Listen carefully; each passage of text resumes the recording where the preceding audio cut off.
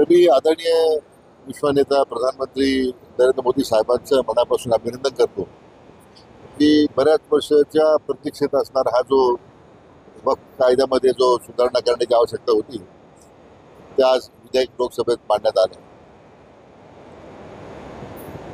आणि आता सगळ्याच सहकारी पक्षांनी पाठिंबा दिल्यामुळे तो निश्चितपणे मंजूर होईल.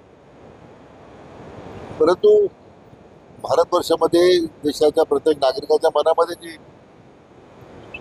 मनामध्ये जी त्यांच्यावर अनेक वर्षाची मागणी होती ती पूर्ण झाली जाते. कारण मुस्लिम बांधवांनी सुद्धा याचं स्वागत केलं पाहिजे. कारण वक्फ बोर्डाच्या जमिनी काही ठराविक लोकांच्या ताब्यामध्ये जाऊन हडप करण्याचा काही लोकांनी प्रयत्न केला होता. त्यातून सर्वसामान्य मुसलमान बांधवांना सुद्धा यातून निश्चितपणे न्याय मिळेल. पण जर बघितलं तर देशभरातून आज कुठेतरी या विधेयकाचं स्वागत होताना दिसतंय. मुस्लिम समाज देखील स्वागत करतोय. मात्र कुठेतरी हिंदुत्वाचा विचार म्हणून जी शिवसेना स्थापन झाली ती आज उभाटा या विधेयकाला विरोध करताना दिसतंय. तर उद्धव ठाकरेकडून वेगळी काय अपेक्षा आहे?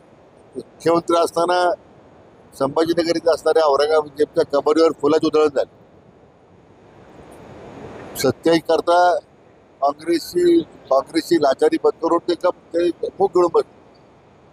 आता त्यांच्या उभाटाची भूमिका जी आहे लोकसभेतली ती आता ती औरंगजेब फॅन क्लबच्या सारखीच आहे.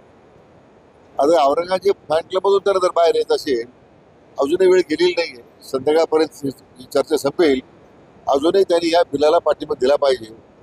तरच ते खऱ्या अर्थानं हिंदुत्वाचा चेहरा ते सारखं जे पोकळा घालून फिरतायत ते वास्तवामध्ये लोकांना पाहायला मिळतं.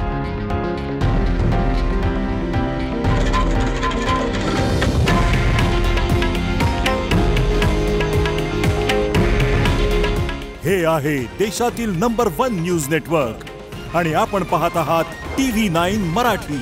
काळजी तुमची, हित महाराष्ट्राचं.